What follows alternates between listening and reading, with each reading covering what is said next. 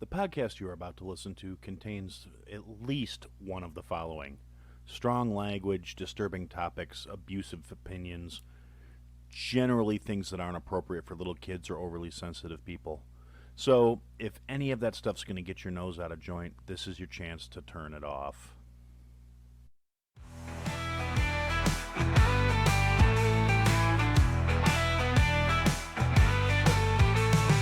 Feelings don't matter, so brace yourself tight.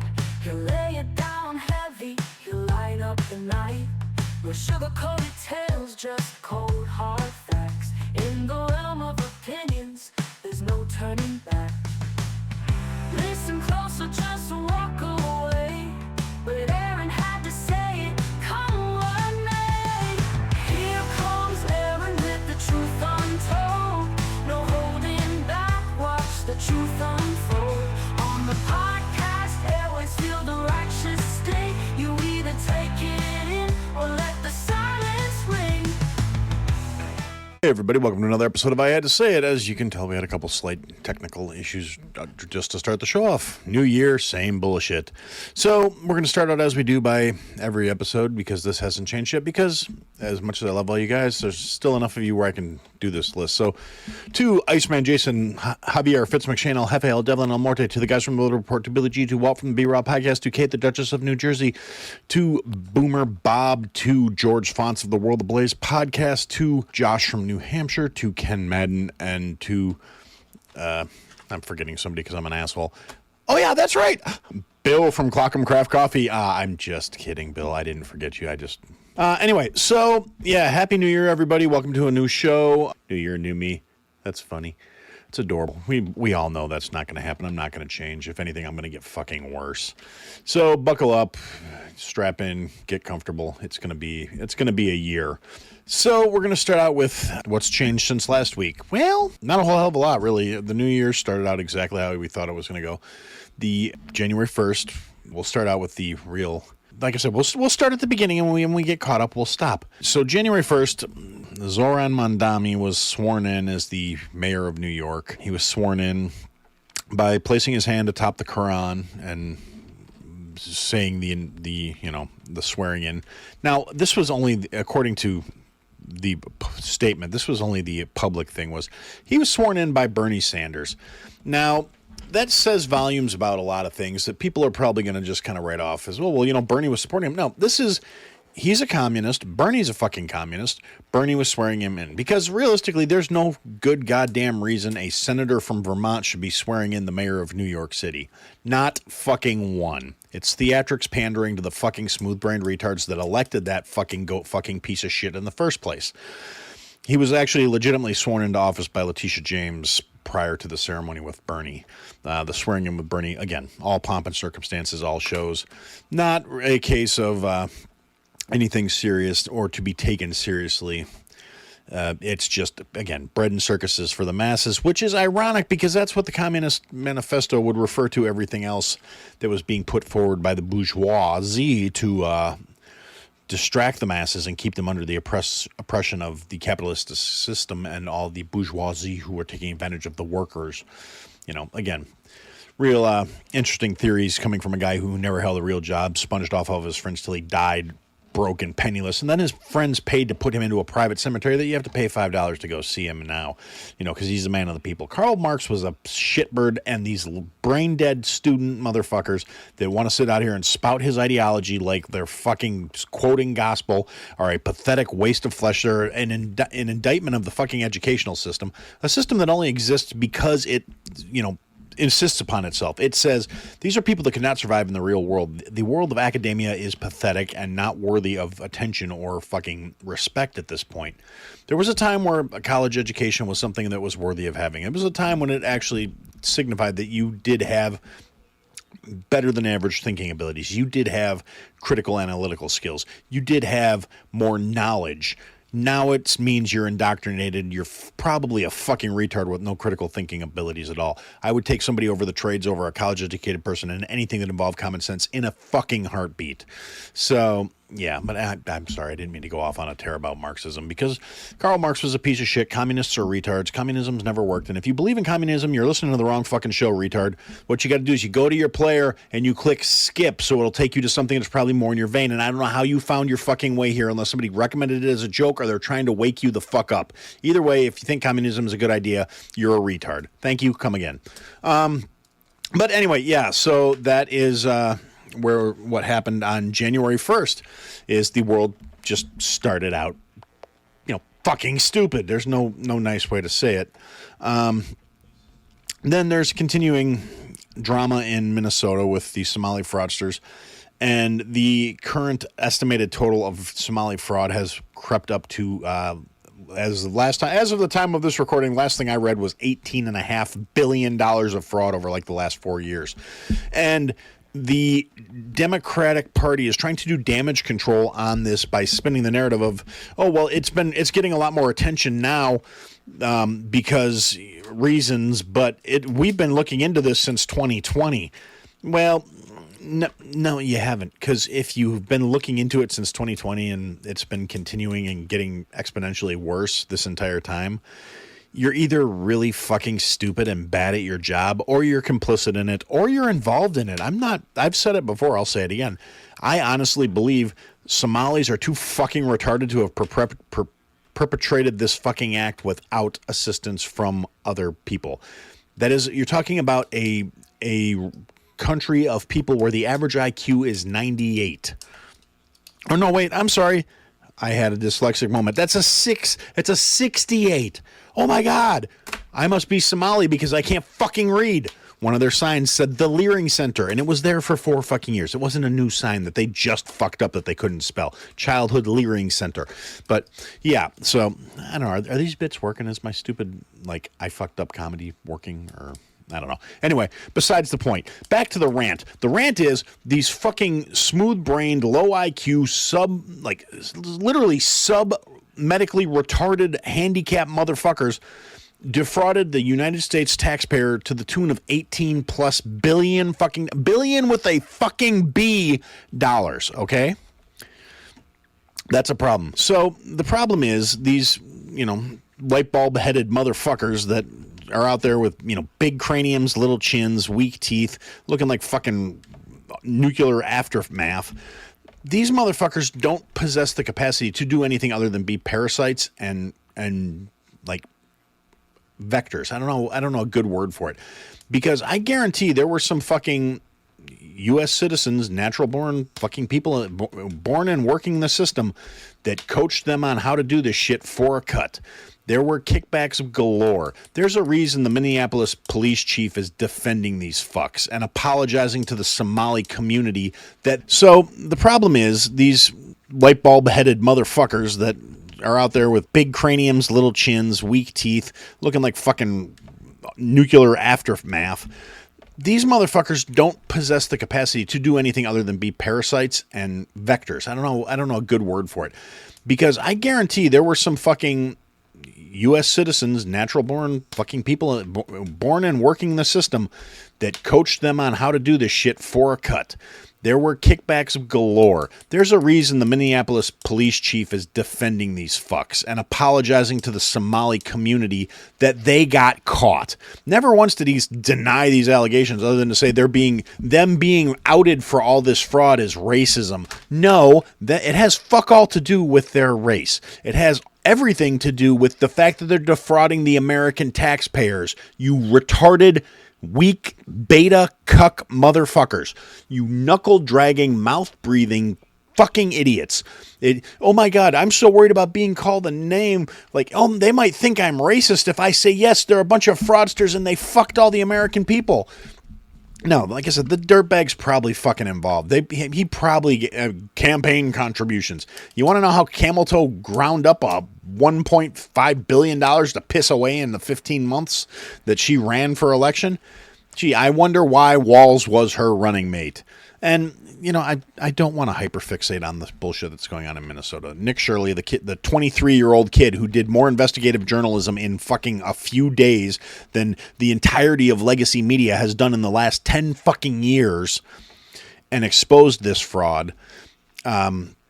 By the way, it's in a footnote. There's if you go to Harvey's Pistol and Pawn on X, they're contributing some stuff to Nick for his defense because let's face it, he put a big fucking crosshairs on himself by exposing this shit and basically triggering a ripple effect, which we'll get into in a few minutes. But yeah, they did a collection to donate some firearms and like concealed carry fanny pack and some body armor, and there's a couple other companies donating like armored hoodies and bulletproof hoodies and shit like that to this kid to basically because somebody's going to try and fucking kill him. It's not a matter of if, it's a matter of fucking when, because he exposed the fraud and he started a fucking chain reaction that is spiraling out, because after he exposed the initial fraud, there was a ripple effect in more citizen journalists going out and seeking out similar things in their own communities, and mostly in blue states, mostly in heavily urban areas where you get things like Boston, where again there are millions and millions and millions of dollars, potentially to scale or even more than I'm sorry, I'm almost called Minnesota Somalia. But yeah, no, literally to scale with that, if not more. Boston alone has something like 40,000 fucking daycares, and it's 25% of Boston's official area is water. So it's an utterly ridiculous amount of people, and it's not constrained just to daycare fraud. There's all kinds of other fraud going on in the Somali community and in other communities as well. Again, you're talking about, sub-Saharan, sub-IQ'd motherfuckers that have defrauded the American taxpayers for billions of dollars. I mean, we're pushing upwards. There's an estimate out there going around right now, and Elon Musk referenced it. So, I mean, the guy who was the head of Doge and exposed a bunch of internal corruption and fraud and a bunch of opportunities where these things could exist, said that anywhere up to potentially $1.5 trillion of our deficit is fraud related. It's fraudulent expenses, money being pissed away and stolen from the taxpayers to line the pockets of the fucking unworthy. So it's a case of this is realistically, it's the elephant in the fucking room. A lot of us have been talking about for years about how corrupt these programs were, about how the government was robbing from us to give to fucking people who didn't earn it. But I think the degree, the scale this is actually happening to, like everybody was, oh yeah, USAID was shut down and all the fraud's going to be fixed now because now all these NGOs are going to starve and we'll find out which ones are real and which ones were just tax funnels. And the thing is, that's not the case. It wasn't just the NGOs. It wasn't just USAID. It is all of these fucking government programs. And especially since COVID happened, where the government, once Biden got into office and basically took out all the fucking stops and all the fucking checks to prevent fraud in the name of, redistributing wealth to the fucked upon and taking care of these poor fucking indigent people that are just too goddamn stupid to actually go out and earn a fucking living. The people that decided they should remove Darwinism from evolution and say, no, the stupid motherfuckers that don't contribute anything deserve everything that they want because they exist. This weak-minded, fucking soy-fed, beta bullshit mindset that is so prevalent on the fucking left that is literally, I mean, even the fucking assholes that are being just as fucked. I mean, okay, it's hard for me to say the people on the left are being just as fucked because let's be honest, a huge portion of those motherfuckers don't work. They don't contribute. They're fucking parasites. They're leeches. They live off their hardworking parents or else they live off the fucking system and they're under attack too. That's their fatted cow too because they're not going to get nearly as worked up or bent out of shape about the fraud because it doesn't affect them because it's not being taken from them because they're non-contributory pieces of shit too. Now, exposing the fraud, canceling the programs, the Trump administration came out and was like, yeah, you know what? We're stopping this. This is done. You can't prove, you're not going to investigate this fraud. And, the federal government's got agents on the ground there looking into this now, all because some kid went out on Twitter and X and YouTube and blew up these fucking places. And immediately the mainstream media, doing what they do, late to the party, jumps off the bench and starts investigating the kid, not all the fraud. And they go out and they start calling Somali daycares and they call like 14 or 15 fucking buildings. They get one place that answers the phone and they're hard-hitting journalists. This was CBS, by the way, in case you're interested. Because I've just not watched mainstream media in a long time. And I know a lot of people have stopped. That's why they're fucking a dying industry. But So CBS's hard-hitting investigative journalism was they called 14 or 15 places in Minnesota and got one place that answered the phone, and their hard-hitting investigative journalism was, are you guys committing fraud? The lady that answered the phone said no and hung up. Good job, CBS. You sure showed that kid was pushing an agenda, and he's a bigot and a phobe and all the other shit you called him.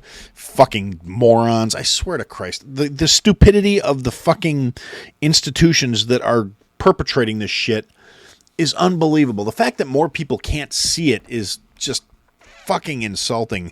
I mean, I bemoan the future of this country because of the degree of stupid fucks that are out there that just lean into this shit. Like, oh my God, no, they would never say bad things about the world. This is the media didn't talk about it. The news didn't say it, so it must not be true. So you're either a fucking geriatric or you're a left-leaning retard if you think the mainstream media is still your friend at this point. And not all the geriatrics are that bad. I'm not trying to pick on you at all, Bruce. But it's a case of it.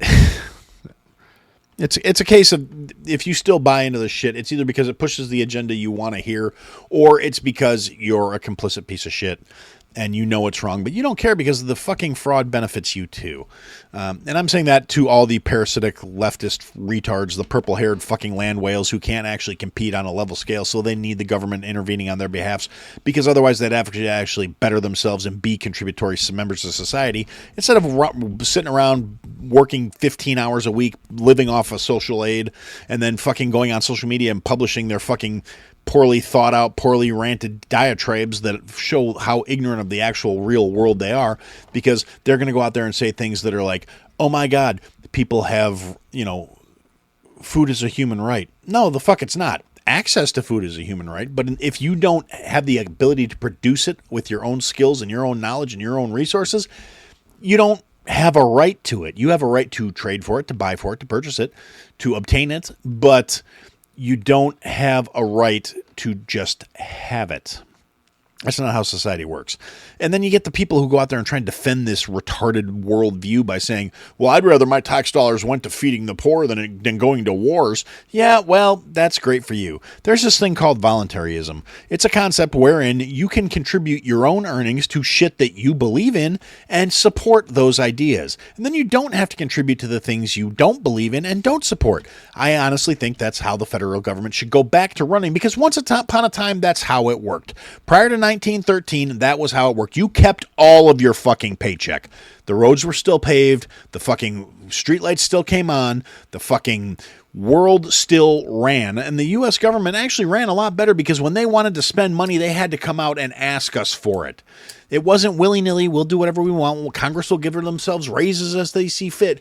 But after the institution of the Fed, they were able to just cut themselves checks whenever the fuck they wanted for whatever they fucking wanted. The Fed would give the government loans and then take the money from the taxpayers to repay those loans. And they just, again, they lost the ability to be checked by the population, because there was a time when they wanted to go to war, when they wanted to fund the military-industrial complex, they had to do things like sell war bonds to fund said things, because they weren't just taking the money from us to do with as they fucking would. It's an utterly ridiculous situation. The fact that it was supposed to be temporary and it lasted this long, because there's no thing as permanent as a temporary government tax increase. And it's a case of, realistically, there is no other way to look at it than to realize this is done intentional. The ignorance, the fucking just lack of fiscal literacy in the general population was deliberately cultivated by a fucking very biased educational system that said, if we keep these people ignorant and fucking pompous, we can do whatever the fuck we want, and they're not going to be able to do a goddamn thing about it. So it's a case of, realistically, this is how the world works. We've all been getting fucked. They've been doing it without consequence or even being called out. The people who were called out were marginalized and called conspiracy theorists and lunatics and all kinds of other shit. And then a kid with a cell phone and a list went to Minnesota and started exposing all this shit. And a lot of people got inspired. I mean, the American people are getting fed the fuck up. And personally, I'm here for it. I am all in favor of this shit. But at the end of the day, this one kid in Minnesota, this is how we start off 2026. All of a sudden, independent investigative journalists, citizen journalists are popping up all over the fucking country, finding similar things. And they haven't really broadened the scope of it, which is the only thing I'm kind of disappointed in. You know, honestly, being unemployed, I should be looking at this shit and going out in Illinois and calling fucking, you know, looking up childcare centers that were established since 2020, calling home care facilities that have been established since 2020, calling in-home nursing aid facilities, because these are all areas where fraud has been proven prior to now. So at this point, I should, if I were a responsible citizen that wasn't concerned with getting back on his fucking feet, I would be contributing all my not working time to doing this shit. But I'm not. I'm still more worried about getting a job so I can do the things I talk about, like contributing to my own welfare, not living off of the fucking system, trying to be a earner instead of a fucking consumer. Because, I mean, a lot of people that want to, you know, praise communism and badmouth the system will go out there and talk about, oh, well, consumerism's the problem. Rampant consumerism's the problem. As they post this shit from their fucking iPhones, sitting in some goddamn place drinking a $13 fucking coffee, because they are so just completely tone deaf and lack any sort of self-awareness to be able to look at this thing from anything other than they're fucking morons. So they look from their pompous, oh, I have a college degree, so I must be smarter than the average person. I'm going to spew my reheated fucking professor's thoughts out into the fucking world. And if you don't agree with me, obviously you must not be as intelligent as I am, because you don't understand how much more superior my way of looking at the world is, because I spent $190,000 on a degree that it doesn't qualify me to pour fucking coffee. So, yeah, so you get all these self-important smug retards that are just pouring out into the world, and they have come out in mass to try and condemn this fucking kid, saying, oh, well, of course he went when they weren't open. That's why when he did his video interviews, they didn't open the doors. Well, most of the people who say that just saw a couple clips somewhere and they don't understand. If you watch the entirety of the video, he went to multiple locations. Windows were blacked out, which I don't necessarily have a huge problem with, because, you know, there's a lot of creepy fuckers in this world. Now, another thing is the creepy fuckers in this world tend to favor one side politically as opposed to the other. And the ones that are sitting in parking lots eyeballing people's kids realistically probably would be okay with the Somalis, you know, having little kids running around. And for some odd reason, it's all this, you know, oh, well, the windows are blacked out because we don't want people creeping on our kids. Of course, they didn't let him in to take pictures of people's kids to prove that he was, you know, there to, oh, no, they're not going to let him around kids because they're doing their jobs. Okay, here's the thing. I don't know, maybe you haven't been around a bunch of kids and in a daycare setting, or even just around a group of kids. If you don't have kids of your own, you've never had to hear the fucking sonic just disturbance that is a group of young children, you know, daycare age kids. When you get more than 3 or 4 of them together in one place at one time, it creates a fucking noise that will go through fucking cinder blocks. It's not a matter of, oh, well, they just we're keeping him away from the kids. There were no fucking kids there. There is a tonality. There is a vibe. There's a feeling in the fucking air when there's a bunch of kids in one place. It's not dark windows and closed off lights and people refusing to come to the fucking door. And ironically enough, the people who say, oh, well, he just went to places when they're closed and he's not a real journalist. Well, he's more real than anybody that has journalist on their fucking business cards, I can tell you that much. But to avoid getting too sidetracked, when you go to a daycare center and you call a daycare center and you ask for a brochure, and when you ask to enroll your child, which he did to multiple facilities, and they say no, or they don't have any literature about their facility, or they don't even have a fucking functioning phone number. About a third of these places put down phone numbers that they knew didn't fucking work because they knew they weren't going to be investigated, because they knew the system didn't fucking care. When you're running an actual established licensed daycare, you have things like state coming through to audit your facility. You have to be concerned with those things. One of these places, which Tim Walz wants to point to, like, oh, we've been investigating the frog for years. The first time they got investigated, and I'm saying the first time because they didn't get shut down, they didn't get their funding pulled, they didn't get their license revoked. The first time the investigators showed up, they didn't even have chairs for their alleged, 200 fucking kids that were there. They had one chair in the entire fucking building. No toys, no games, no mats, no mess. They had a fucking chair, and that was it. And they got a, oh, that's naughty. Next time we come looking, you better have some kids and some furniture.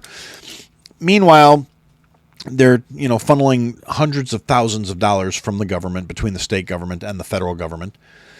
And they're not being looked into at all. Nothing suspicious about that at all. Nothing about that implies complicity from the actual fucking government agencies that were involved in this shit show. It's just, oh, well, oopsie. It fell through the cracks. We were looking into the fraud allegations. We've been investigating them. It's racist that you guys are targeting this Somali community. No, it's the Somali community that put a crosshairs on their own fucking backs by being involved in this shit. It's not, and then they have the audacity to start talking shit after they get exposed. Bad-mouthing America, bad-mouthing anybody who had the audacity to question their personas, their qualities, their characters, their traits. When you're talking about a culture that literally is known for being fucking pirates and fraudsters. Oh, well, no,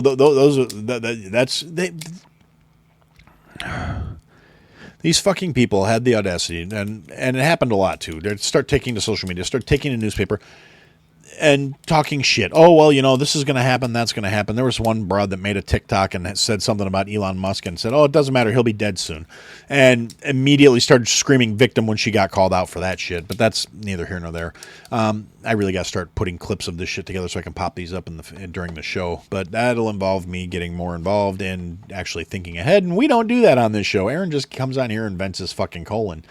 Oh, I'm sorry, my spleen. I don't vent my colon. I'm still caught up on the most recent episode of the Boomer Bunker that I just got done watching. And there was way too much colon talk in that show. You missed out. You got to go watch it. If you didn't see the live stream, go catch the recording. It's fantastic. But anyway, so back to the Somalis that are defrauding the American government for billions of fucking dollars and being enabled. Now, there was a press conference because the guy from the Little Leering Center, he was saying that it's coincidentally enough, after the reports dropped and his facility was exposed, there was a break-in that very same night. And it must have been done by some MAGA hat wearing. I mean, the guy went basically full Juicy Smollett on this one.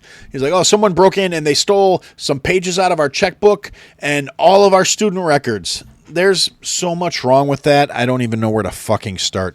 That is how someone with a 68 IQ tries to cover up the fraud that they are involved in.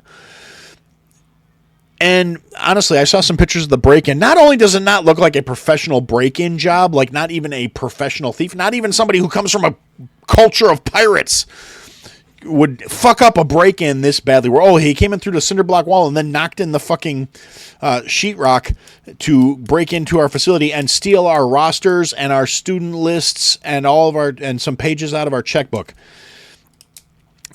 That's what a retard thinks people are going to believe to show that there was an attack on their property, and that's why they can't produce the evidence about the crimes they've been accused of. That's what you think is going to work when you have a literally medically retarded IQ and a lot of fucking money, because the dude was wearing like some fucking $2,300 glasses in his news interview. I mean, just fucking utterly ridiculous. And in this news interview where he's telling people the stupidest, like the lie you would get from a fucking 8-year-old when you asked him, what happened to the chocolate cake that was for when grandma comes to dinner tonight? And he goes, I don't know what happened to the chocolate cake. I think somebody came in and stole the cake and spread some on the ground and then put the empty plates in the sink. And meanwhile, the kid's got fucking chocolate up to his fucking ears. It's not a smart person's defense to say all of our records were stolen. We have no backups. All of our rosters are gone. We have nothing to prove there was ever a student here, and they stole pages out of our checkbook. Here's what happened. I'm not an expert in anything, by the way. This is all allegedly. This is all theoretically. This is all spouts where I should have tinfoil in my cap, because obviously I'm a conspiracy theorist and I'm a racist and I'm a bigot. This light bulb headed fucking retard went into his office, kicked in some fucking sheetrock, took a sledgehammer and broke some cinder blocks. And that's the other thing. I did see a picture of the damage. The debris looks like the fucking cinder blocks were broken from the inside of the fucking house. So that's neither here nor there. It's just my 2 pennies on the thing. I didn't study the photos. I didn't study the video. I just saw it real briefly in a clip. But I digress. This retard went in there, said, oh shit, I'm in trouble. I'm going to tell them they stole all of our records of all our students. No, we don't have any computers. We're simple Somalis. We don't know how fucking electricity works, apparently. And there's a case of, well, we don't have any backups. We don't have any proof that we had all of these children that we were receiving government money for. Oh, and they tore some pages out of my checkbook. You know what they probably tore out of the checkbook is the pages that prove all the fraudulent spending this dumb shit was doing using his company checkbook to use laundered funds. It was just utterly fucking stupid. And this motherfucker got up, said that shit with his whole chest in a fucking news conference. The fucking trained SEALs clapped and cheered. Yeah, white men bad. This was a MAGA crime. This is a hate crime because those poor innocent fraudster Somalis had their checkbook defaced and all their documents. What the fuck is a thief going to do with a child enlistment roll, huh? It's seriously the most smooth brain shit you can spout in any fucking way, shape, or form. It's not even a well-constructed lie. These fucking retards are so complacent and so convinced that there's going to be no consequences for their actions because liberal white motherfuckers are going to come to their fucking defense. So why should they bother to make the story good when they can just make it quick and the fucking white people will do the heavy fucking lifting for them? It's these goddamn retards. And you could see him in the fucking news conference. Liberal white bitches, and normally I reserve liberal white bitches to say white liberals, male, female, non-gender conforming, zers, they, zems, whatever the fuck you may choose to say. In this particular case, I'm talking about the bane of Western society, liberal white fucking women. Genetically, biologically, XY chromosomes, fucking females. Or I'm sorry, XY is men. It's XX chromosomes that are women. That's not a, deliberate fucking joke. That's literally me tripping over my own fucking tongue. The XX chromosome broads that are out there with their suicidal fucking empathy and two big fucking fat white Minnesota bitches standing behind this bobble-headed looking fuck with little fucking signs talking about how racist it is that they're getting called out for their shit. Worthless fucking cunts. I swear to God. As much as I say things like, to get under Duchess's skin when we're doing Bruce's show in the morning about repealing the 19th Amendment and all this other stuff, it's a case of, well, I do believe there are good women out there, intelligent women that are capable of thinking critically and logically. They're in the minority. I'm sorry. There are way too many of these broads out there that instead of thinking about things from a logical standpoint, they will come out there and say, hey, you know what?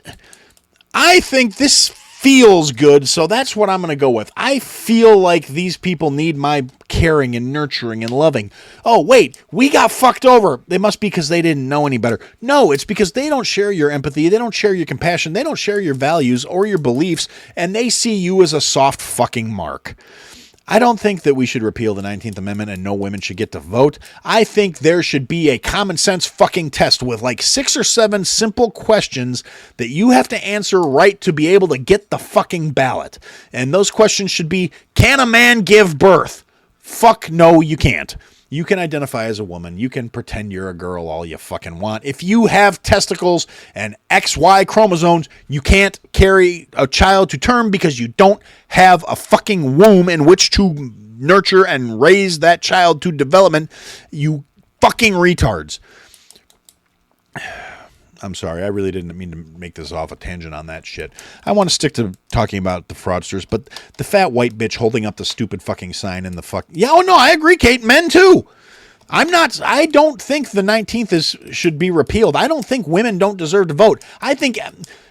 If I was going to be a smartass about it, I'd say anybody with a T level under 300 shouldn't be allowed to vote. Because then when you get the tranny broads that are on testosterone, but that's the problem. That's why I'm saying it needs to be a common sense fucking test. It needs to be a case of testing people and seeing, is your empathy going to overrule your good fucking sense? Because emotionally charged decisions are terrible for society. It really is the case. People start preying on emotions when they can't defend their fucking stances, and it's a bad look. It has bad results. You want to see how it has bad results? Look anywhere in the fucking Western world right now that is being overrun, that it's a case of Europe, America, Central, South America. They get these weak-minded ideals in place through capitalizing on the shit, and they import the third world that doesn't share that empathy, that doesn't share that value or that belief, and they get over-fucking run by people that will take everything that's available and then some change. It's just a case of it's weak-minded, it's fucking soft-headed, it's you have a big heart and you have a soft head, you're a fucking threat, you're a problem. And I don't say it's just women. That's why I keep saying it's not just fucking women. Liberal men are fucking terrible. The problem is liberal women will target not necessarily liberal men, but fucking weak men and browbeat them and harangue them into a fucking subservience and just they will dominate them to push their fucking agenda. They get extra fucking votes because they get these weak beta cuck men who think maybe they'll get to see a fucking titty if they go along and tell. You can see them at these fucking protests. Guys who have obviously never seen a fucking nipple without paying for it that are out there. If I say what she wants to say, I might get to touch a boobie. It's fucking retarded. Emotional based decisions are fucking horrible. That's what it boils down to. They don't work. They don't. That's why I'm. My wife will tell you I'm emotionally constipated. I don't let my emotions out because I'm fully aware of what happens when I do. It's never a good thing. I've never made an emotional decision that ended fucking well in my life, and I'm smart enough to understand that. It's a whole thing. But anyway, so yeah, that was like day 2 of fucking 2026. We are on a fucking roller coaster ride. It's a hoot and a holler. So we get Mondami, we get more fucking exposure. We get all of these people that are around and hey, you know what? All those citizen journalists, now we're going to start looking into it. And they're finding fraud all over the place. Shocker. They're in all these deep blue areas. And then Trump comes out and he says, yeah, no, Minnesota, your funding's cut off. You're not getting any childcare federal dollars until you fucking do something about this. Tampon Tim goes out and says, you know what? This is racist and it's bigoted and it's phobic. And some far right whack job is accusing us of all these crimes. And the Somali community, we stand with the Somali community, blah, blah, blah, blah, blah. And all of a sudden, Tampon Timmy is really he's in the find out stage for sure. This motherfucker, who the left tried to make the second highest seat in the fucking federal government last year, got booed at his own fucking press conference today at the Capitol building in Minnesota. He came out and he announced that because of all the detractions and all the drama and all the bullshit, he's rescinding his bid that he was going to run for a third term as governor of Minnesota. And he's stepping down. Now, I'm actually kind of surprised he has the wherewithal to realize he's completely fucking unelectable. And I'm really willing to bet that came from his fucking handlers, not from any decision he actually made by himself. He was told, you're unelectable, Tim. You can't get the thing. Now, I've already read something that I think is a pretty interesting theory because if you remember the guy who shot the one Democrat who voted against funding Somalis, and then everybody tried to blame it on MAGA until he was caught and then said Tim Walz put him up to it, at which point the news promptly stopped covering it. Also on his hit list was Amy Klobuchar, but I've heard that they're going to try and run her as governor now, and she'll step down as Senate. And then because Walz wanted her out of the way to get that Senate seat, they're going to try and appoint him into the fucking position when she steps down to run for fucking governor. So he can appoint himself to replace her seat or some shit. Or he'll step down as governor and his lieutenant governor will step up as governor and then appoint him to her vacant Senate seat. So again, this is very early stages conspiracy theory shit. This literally came out like 20 minutes after he announced he was pulling out. He was definitely forced out. It was not something he did voluntarily because that fucking mincing Fruit Loop doesn't have the self-awareness to realize that he's unpopular, even though he got booed and cussed out at his own fucking press conference. People were literally yelling, fuck you, Tim, at this conference. It was phenomenal. I mean, I should caveat to that. I should say I have to assume they were yelling, fuck you, at this conference because they had to censor it because it's a news report as opposed to like a live stream or something. So they were bleeping it. And, but you can kind of gather from the rants around what somebody says that it's a fuck you, Timmy. So, yeah, but even getting called out and motherfucked by his own fucking constituents, he's not that fucking self-aware. I mean, that fucking retard thought he was going to appeal to masculine voters by putting the screw on the wing nut on an air filter in his truck, so that shows he's a car guy, and not being able to load a fucking shotgun. So yeah, he's a fucking joke, but I don't think he has the self-awareness to realize that he would have gotten trounced if he would have tried to run again. He would have drawn resources and funds and votes from the Democratic candidate because he's a fucking idiot, and he's probably very well controlled by his deranged fucking kindergarten teacher on crack wife. He's a stroke. His daughter's a cunt. His kid's a retard, and his wife's a fucking whack job. And I'm just rehashing those points because I've said all of that before, and I'm going to say it again because it feels good for me to say it, and what do I care? It's just me.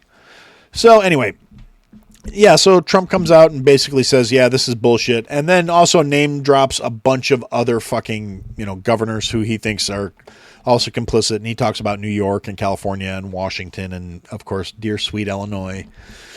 And basically, he's like, yeah, as bad as Minnesota is, it's probably worse than all of these other places.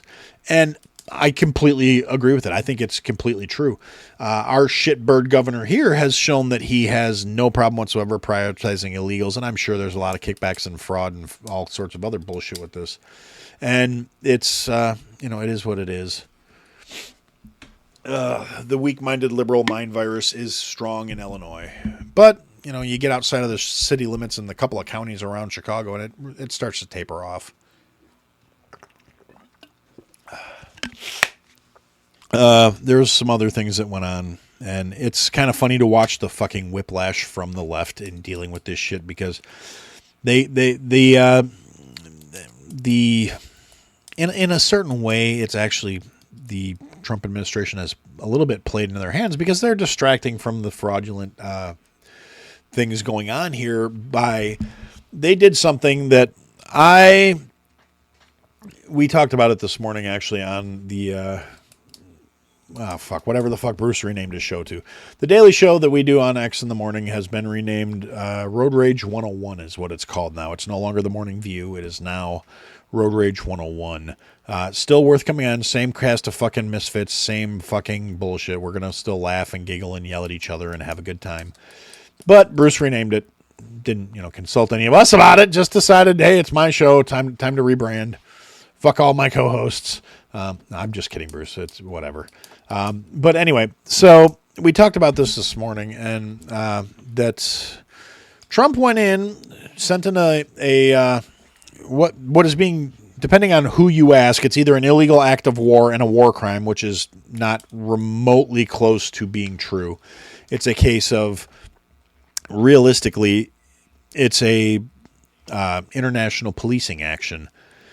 They went in and arrested Nicolas Maduro, the dictator of fucking Venezuela.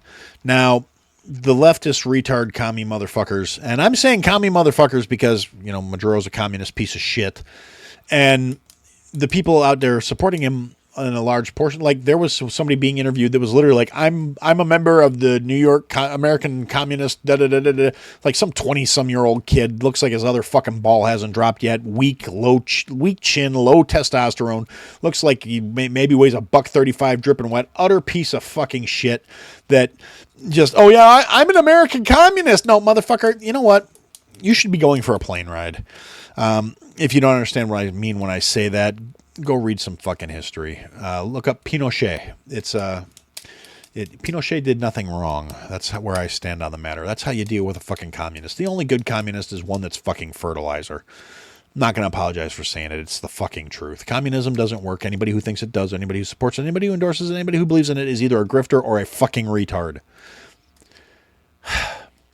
But anyway, so yeah, Maduro gets arrested, snatched up, kidnapped. Literally, yes, we kidnapped him. That's what happened. It was a military operation. The U.S., well, we did not throw everything we have at it after all the posturing and all the other bullshit. So, basically said, hey, you know what? You're playing fuck around and find out. Your shitty country has too much fucking oil and too weak of a military to have the fucking attitude you're swinging here, buddy. That's what it boiled down to. Maduro was in Venezuela a few weeks ago, talking shit, literally running his fucking mouth.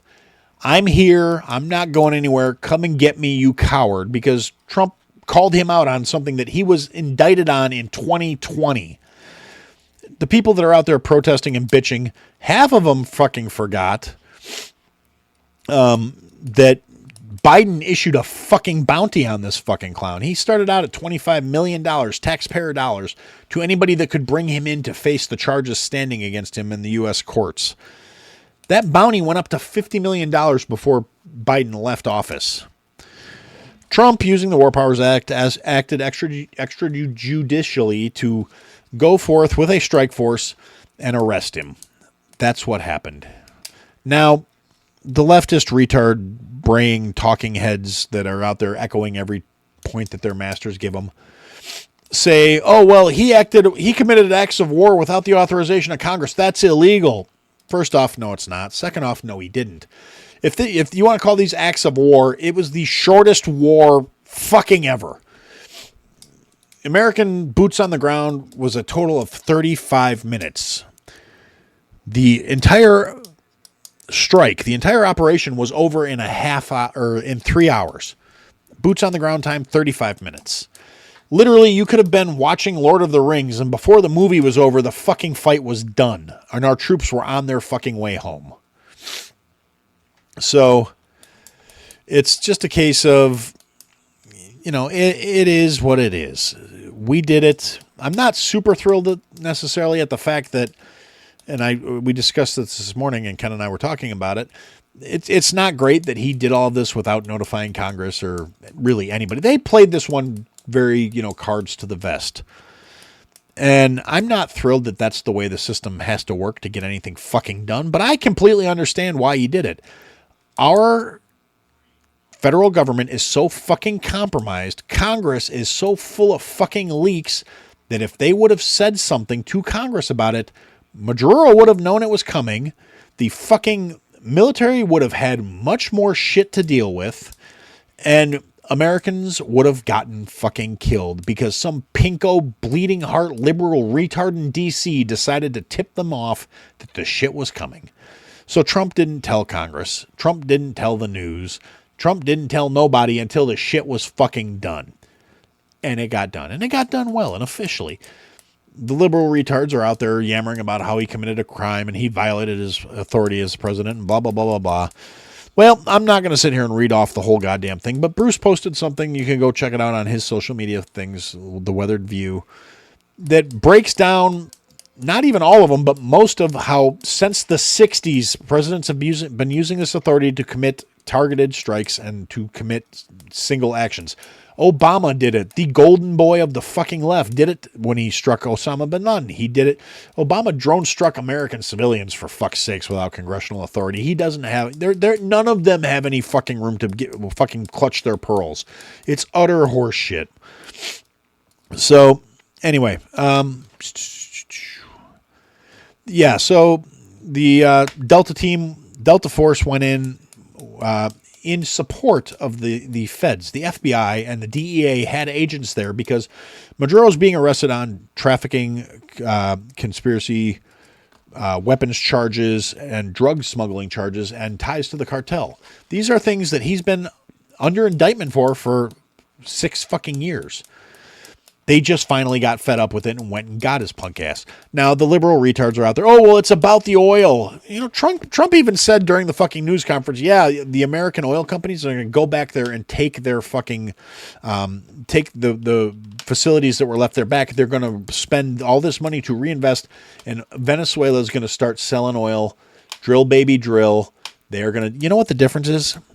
Venezuela is going to start selling oil, and the people will actually start seeing some benefit from it because under the establishment of their communist regime by Hugo Chavez, which happened back in the 90s, and was it 90s or late? Yeah, I want to say it was the 90s. I don't have the number in front of me. I really should have. Everybody knows by now I don't do fucking research. And if this is your first episode, hi, welcome to the show. I don't do research. I just say shit off the top of my head and then correct myself later if I turned out to be wrong. But very rarely am I actually wrong. Anyway, back to the point. yeah, so when Hugo Chavez seized power, he seized multiple oil production facilities. He only would sell oil to the people and BRICS nations at this point. And it was a case of, they went to shit. The people's quality of lives went to garbage. Venezuela went from being one of the most oil-rich countries in this. I mean, it really is one of the most oil-rich countries in this hemisphere. I think on the planet, actually. I mean, they have oil reserves comparable to Russia easily. And I want to say it's actually the biggest verified reserves in the fucking world. But, yeah, so under a communist mismanagement, shit went terrible, went south. Maduro was not legitimately elected. He was losing the election by a lot. It was like 23 to 67% of the votes went to his opponent. And then, oddly enough, just like with the 2020 election here in the States, if you looked at the graph of the voting, there was like a 3 a.m. spike, and it looks identical to the way the fucking votes went in the U.S. elections in 2020. Oddly enough, elections that were counted by the same Dominion voting machines. Gee, what a coincidence, right? So that brings me into my next conspiracy theory. Yes, Trump has said that the oil companies are ready to go in there and invest and modernize the fucking refineries and the fucking drilling facilities in Venezuela to bring oil production up to scale. You're going to watch the oil market probably. Price per barrel is probably going to, tank a little bit in the coming months. That's a mixed bag, but the oil corporations are going to make billions from this. Yes, they are. I'm not denying that because I'm not a fucking retard. In order for the oil companies to make those billions, everyone involved on the ground levels and up will see a increase in their quality of fucking life. Open market capitalism and these oil companies coming in, assuming the government that gets set up to replace Maduro was not some kind of puppet state shithole, assuming it gets handled better than the transition like in Afghanistan, say, where, we spent 20 years, billions of dollars and fucking, thousands of American lives to replace the Taliban with the fucking Taliban because nothing quite like a botched withdrawal to fuck things up. But this is how you prevent long drawn out fucking wars. This is how you get action that resolves a situation. The oil companies coming to Venezuela, yes, corporations are going to make billions of dollars. And those billions of dollars will be reinvested into the companies and into the livelihoods and well-being of everyone in the fucking country. They will see commerce grow. They will see exports pick up. They will see their quality of life go as they build an entire infrastructure around supporting these industries.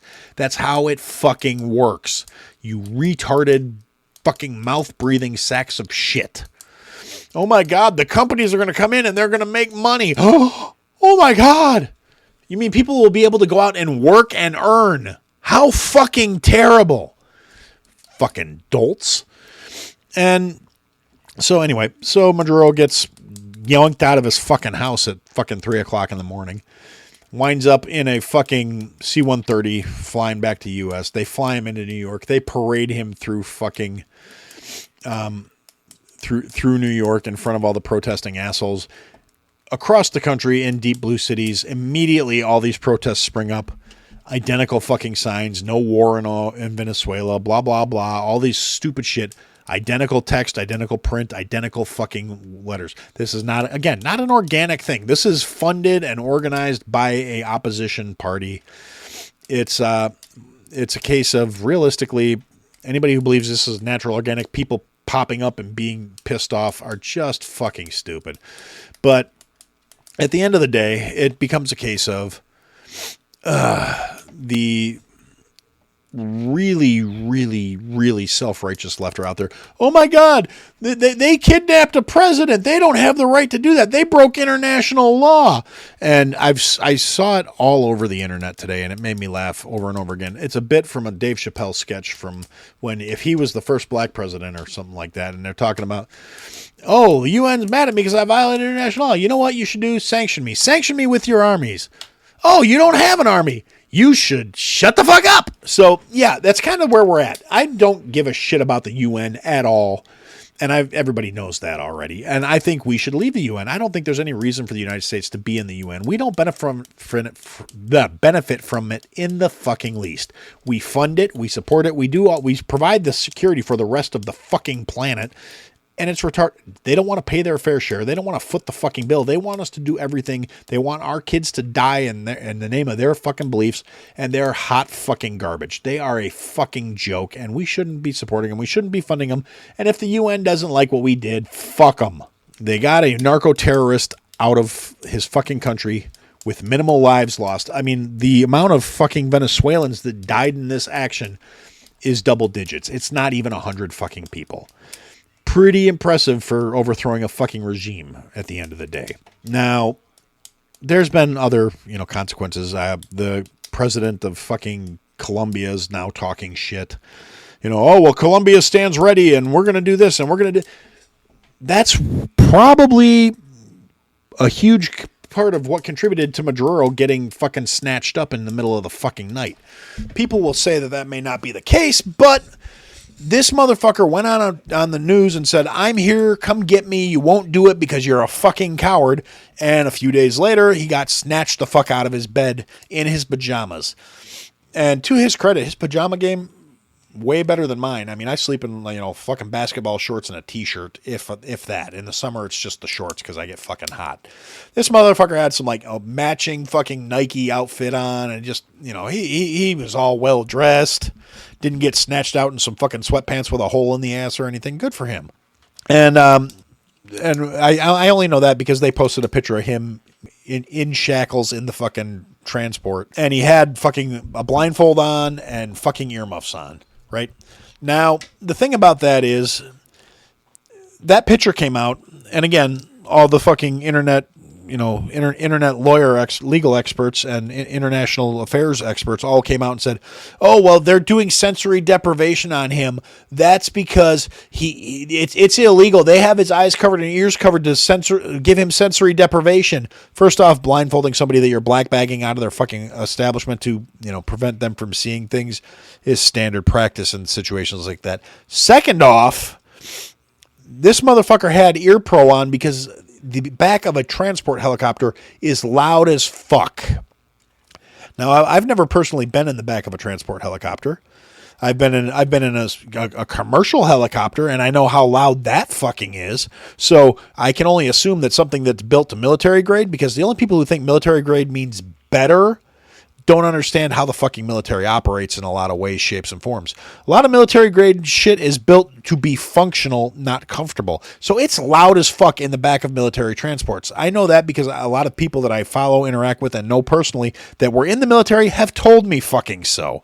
So it's really not that complicated for me to go, you know what? He probably had those earmuffs on for his own fucking protection. You fucking dolts. They're not sensory deprivating him to make him, they're not torturing him.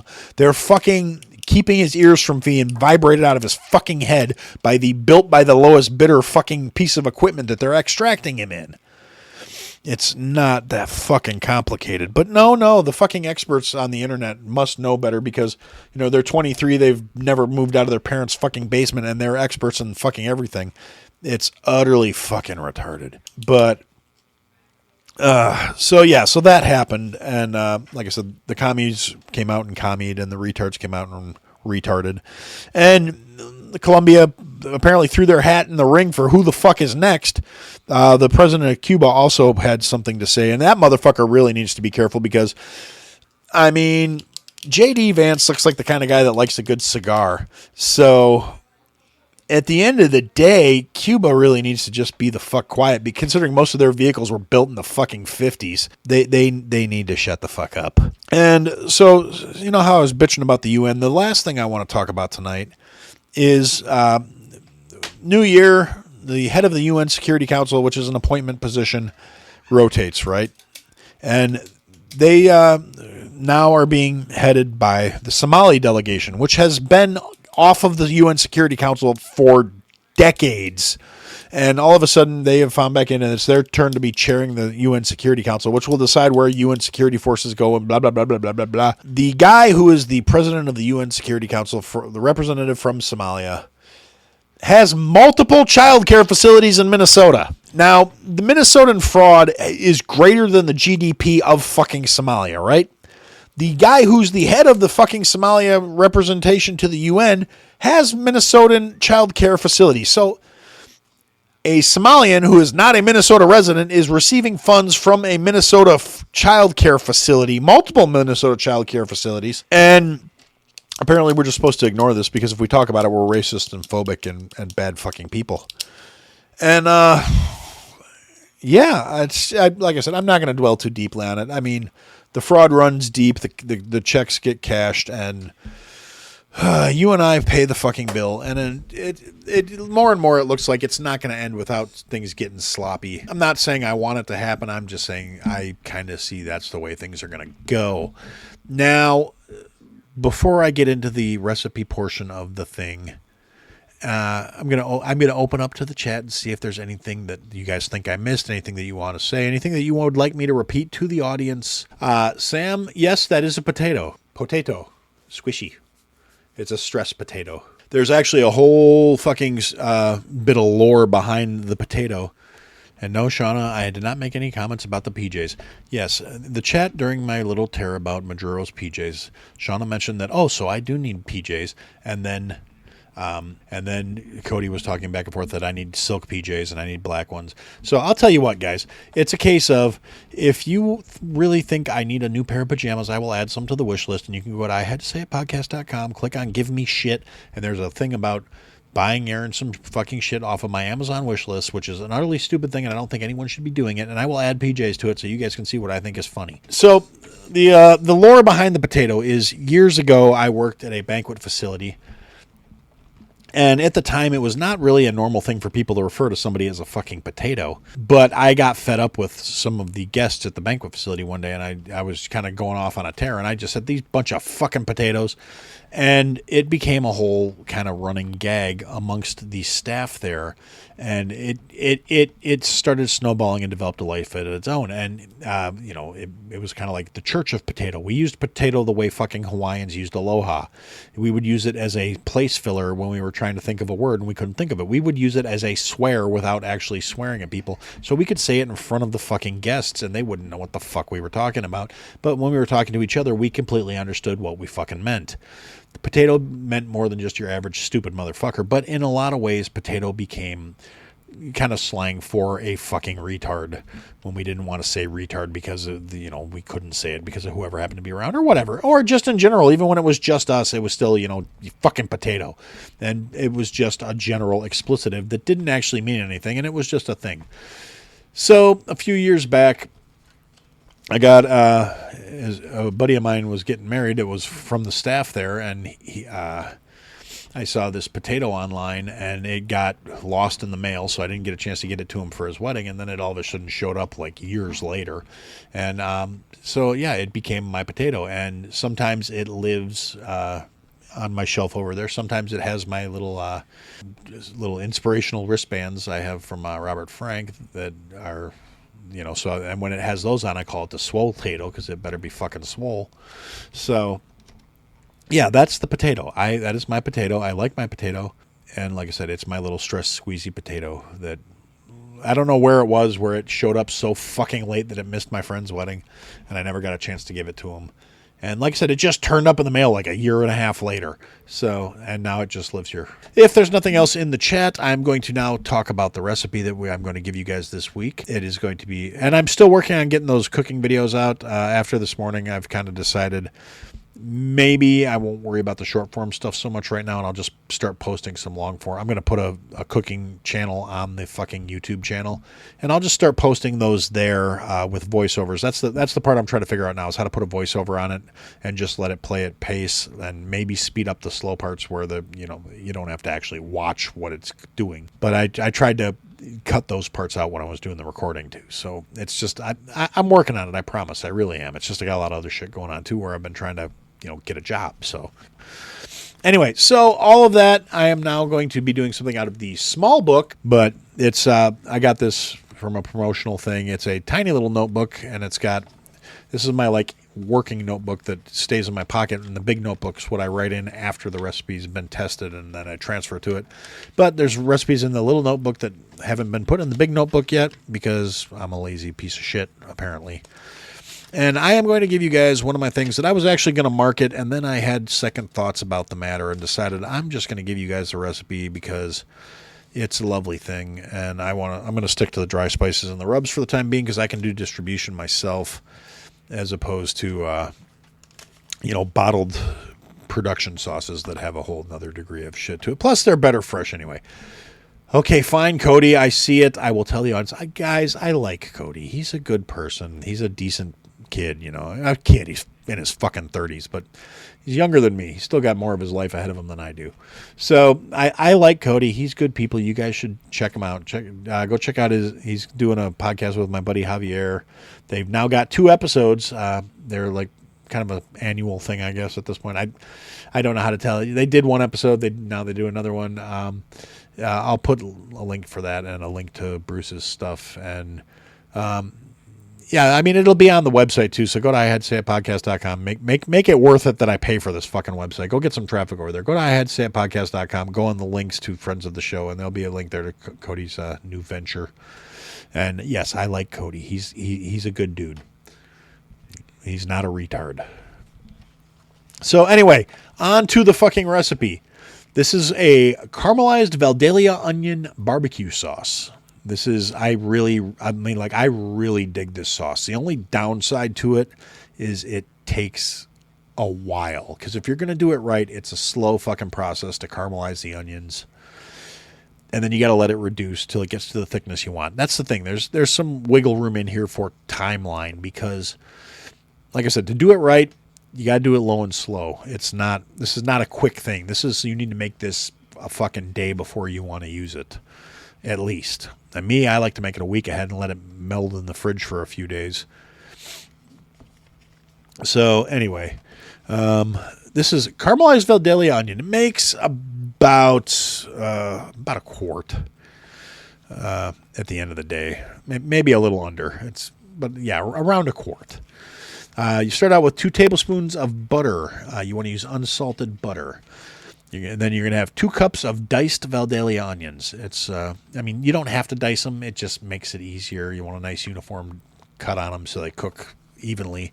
Because you're going to cook the ever-loving shit out of these things. You're going to cook them.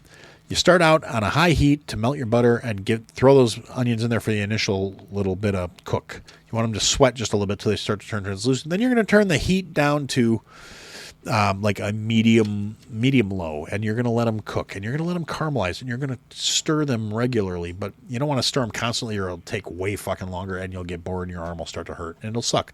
But you want to stir them every minute and a half or so because you don't want them to burn. You want to develop those sugars in the onions. You break down the onions and they get all dark brown and super mushy and dark and rich and really sweet. And Vidalia onions are sweet to begin with. That's why you have to use Vidalia onions for this, because it's Vidalia onion barbecue sauce. And when you caramelize Vidalia onions, you get a super depth of flavor to them. You get a nice umami flavor to them too, because all those sugars develop in the onions as they break down. You can use purple onions too. I would not recommend yellow onions because they have the least amount of sugar content in them, but it's a case of, so you use your diced onions, you're going to saute them until they get like deep brown. Like the floor color behind me, brown, is not dark enough. Okay? You want them a darker brown than that, a golden caramel shade, right? Once they get to that point, you're going to put in a half a cup of tomato paste, so about one of the small fucking cans. If you're going with approximates, so the nice thing about hot foods is you can have some wiggle room in there. You can tweak it to make it how you like it. This is how I like it. This is how all the people I fed it to like it. But again, you don't have to follow my fucking drum beat. You can do your own thing. That's the beautiful thing about cooking. You can do whatever you want with it and adjust it to your tastes. That's the wonderful thing about making your own shit. Anyway, so you're going to take that half a cup of tomato paste, you're going to put it in the fucking pan with your caramelized onions. You're going to stir that around for 8 to 10 minutes, and kind of you want to caramelize the fucking tomato paste too. So you take that tomato paste and you're going to throw it in the pan and you're going to caramelize that. Now, here's the catch though. To caramelize that, since you've already got the caramelized onions, you need to turn the heat up on the pan a little bit, because if you're doing it at a low temperature, you're going to be doing this shit all fucking day. And realistically, tomato needs a little more heat than onion does to caramelize. So you're going to huck it in there, you're going to stir it around, you're going to keep it moving, and you'll start to smell it starting to cook. And it's a very distinct, it's kind of nutty, it's a good smell, it's a good flavor. You'll get a little, if you get a little char in there, it's okay, because at the end of the day, it'll dilute when you add the rest of the ingredients. But you don't want to let it burn, you don't want to let it stick, because burnt tomato tastes like shit. But a little bit of char is okay. Again, it's a balance. You'll get it to where you like it, but you want to definitely cook the fucking tomato paste, because unless you're using the really good expensive Italian stuff, canned tomato paste has a bit of a metallic, basic flavor to it. It's not acidic. I mean, there's an acid obviously from the tomatoes, but there's a basic flavor to it and I don't mean basic like simple or whatever. I mean basic and is in acids and bases. And you want to cook that out of there. So you're going to have to cook it at least like 5-10 minutes to get that out of there. Then once it's caramelized a little bit and it's kind of incorporated all the onions, and it'll start to break up as it's cooking, it'll start to loosen up, and the onions will incorporate into it, and you'll start to get this paste as you're spreading it around. Then you hit it with a 1/4 cup of apple cider vinegar, and you stir it in real thoroughly. It'll make it into a nice smooth consistent. Well, it's not going to be smooth. There's going to be lumps in it from the onions, but we'll address that later. But it'll make it a nice like liquid consistency where it's going to be a little bit better. It's still going to be pasty, but it's not going to be like out of the can paste. It's going to be easier to move around. So once you get it to that stage, you add in 2 teaspoons of garlic powder, 2 teaspoons of smoked paprika, 1 tablespoon of Spanish paprika, 1 teaspoon of chipotle powder, 1/4 cup of Worcestershire sauce, 2 tablespoons of chili powder. Yeah, now I use dark chili powder. You can use light chili powder if you like. I prefer the flavor profile of dark. 2 teaspoons of salt, 2 cups of cold water. You're going to use cold water because you want to retard the fucking process. I know this is going to sound counterintuitive, but it's just, you have to kind of shock everything, and it kind of locks in that flavor. And then you're going to bring it back up to a simmer. This is important. This is a step. If you don't do it right, it's not going to fucking work. If you pour hot fucking water into it, you skip that step, but you don't have that fucking reaction where everything kind of clinches. But you're going to bring it back up to a simmer, and then you're going to incorporate, which means stir in so it evenly distributes, 1/4 cup of honey. That's a lot of fucking honey. It's a sweet barbecue sauce. I really like this barbecue sauce. It's not my favorite one that I have, and somewhere down the lines when we get closer to summer, I'll give that to you guys. And it will be a case of, like I said, that when we get to that one, it'll be good and you guys will like it. But for this one, that's it, right? So then you got your sauce. You're going to let it simmer for 10 to 15 minutes, right? You don't want it boiling. You don't want it even really bubbling. You just want it warm to render a little of that liquid out. So until you get it to about the consistency of a barbecue sauce where it's pourable, but it's still going to leave a nice coat on whatever you pour it on. Now, after that, you have the option. You can put it in a blender. You can hit it with an immersion blender, or you can leave it chunky. That is totally up to you. Me, I purify it. I puree it. I make it smooth. I hit it with a immersion blender because I have one. But like I said, you can use a blender and put it in a cup. You can put it in a food processor and pulse the living fuck out of it. But if you did it right, it's not super necessary. It doesn't take a lot of blending. It doesn't take a lot of pureeing, because those onions should be damn near broken down by the time you add everything. And that's going to be literally the only chunks in the fucking mix. Now, like I said, if you want it smoother, all you got to do is throw it in or pulse it or whatever. It's not strictly speaking necessary. Like I said, if you did it right, the onions damn near dissolve when you do the mixing process. And then you take it off the stove. You can immediately use it if you want to. You can dip chicken in it. You can coat on barbecue ribs. It's good on all kinds of shit. It really is. I did beef ribs with it. They were fucking phenomenal. I've done it on chicken. I've done it just on the side to put on pulled pork or pulled chicken, or I did it. I did it. I've done it for cookouts. It's a good recipe. It's a multi-purpose. It's not the sweetest thing in the world, but it's also not the tartest thing in the world. It's got a very good balance. It complements pretty much all meats pretty well, and I like it. I think you guys will like it. By all means, try it out. It's not going to happen tonight because I got to edit and post audio, but I will try and update the recipe page on the website, so it will be there if you want it. All right, guys. Well, I'm going to put a pin in it then and say for now, that's what I had to say.